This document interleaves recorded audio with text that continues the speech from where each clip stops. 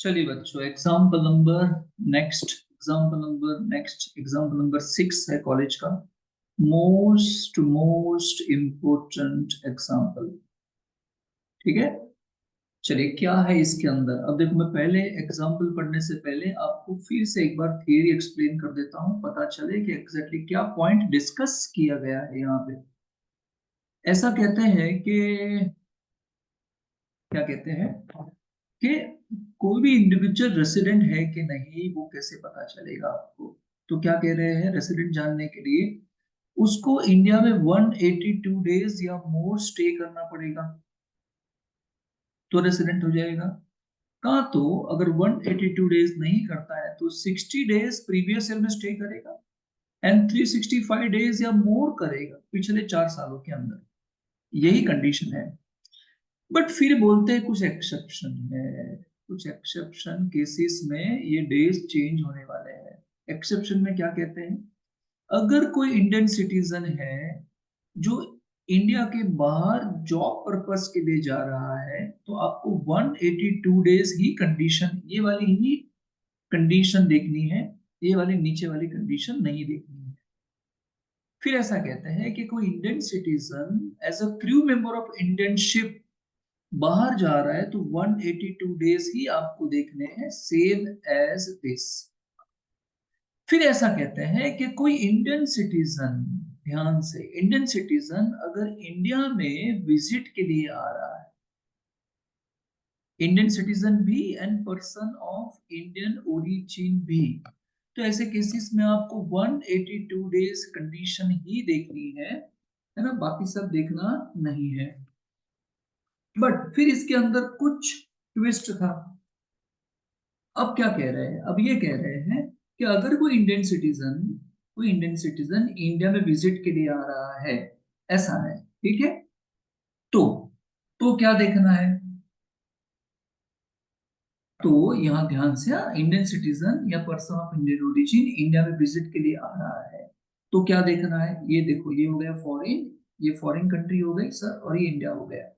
और यहां से तुम इंडिया में विजिट के लिए आ रहे हैं तो क्या देखना है। तो फिर ऐसा कहते हैं कि अगर ये जो इंडियन सिटीजन विजिट के लिए आ रहा है उसकी टोटल इनकम, टोटल इनकम में फॉरेन सोर्स की इनकम हमको नहीं देखनी है। अगर इंडियन सोर्स से ही होने वाली इनकम अगर 15 लाख से ज्यादा है, कितने से, 15 लाख से अगर उसकी इनकम ज्यादा हो जाती है इस बंदे की, इंडियन सिटीजन की या पर्सन ऑफ इंडियन ओरिजिन की, जो इंडिया में विजिट के लिए आ रहा है, उसकी इंडियन सोर्स से इनकम 15 लाख से ज्यादा है, तो ऐसे केसेस में 182 डेज तो कंडीशन थी वही है।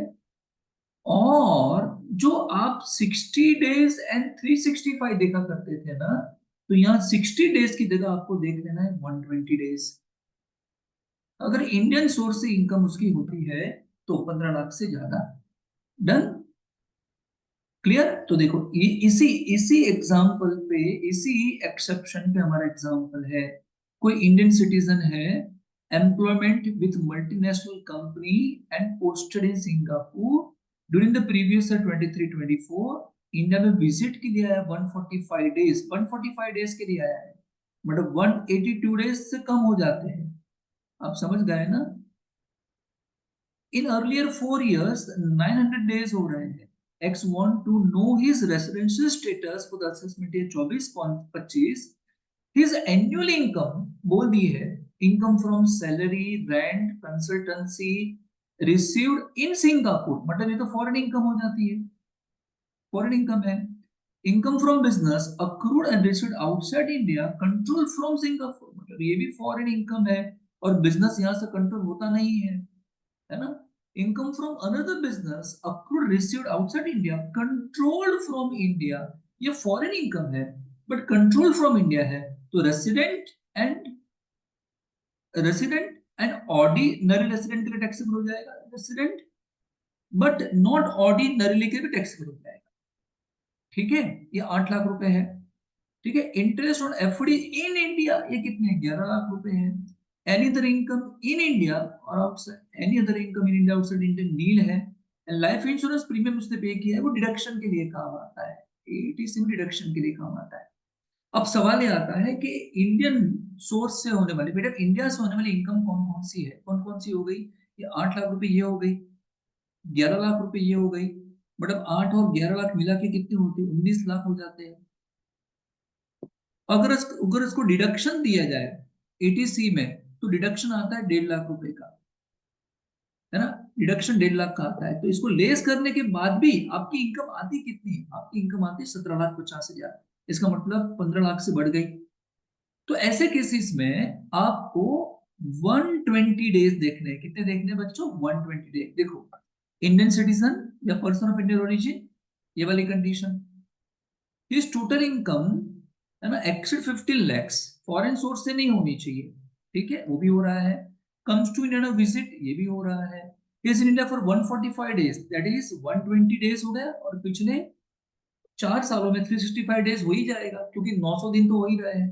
तो ऐसे केसेस में याद रखना, इसके केसेस में क्योंकि सेटिस्फाई हो गया, वो resident but not ordinarily straight away हो जाएगा। आपको एडिशनल कंडीशन देखनी नहीं है, ध्यान से कह रहा हूं, आपको एडिशनल कंडीशन देखनी नहीं है। यहीं पे एग्जांपल समाप्त हो जाएगा, resident and not ordinary resident in India हो जाएगा। क्लियर? फिर से एक बार, इंडियन सिटीजन या पर्सन ऑफ इंडियन ओरिजिन जो इंडिया में विजिट के लिए आ रहा है प्रीवियस ईयर के अंदर, अगर उसकी इंडियन सोर्स से इनकम 15 लाख से ज्यादा हो रही है, तो ऐसे केसेस में 60 डेज की जगह आपको 120 days in the previous year and 365 days पिछले 4 सालों में चेक कर लेना है। तो सीधे सीधा क्या हो जाएगा? Resident but not ordinarily resident in India हो जाएगा। दैट्स इट, इतना ही है। मोस्ट मोस्ट इंपोर्टेंट एग्जांपल ये था। लास्ट एग्जांपल बाकी है, फिर नेक्स्ट वीडियो में देख लेंगे।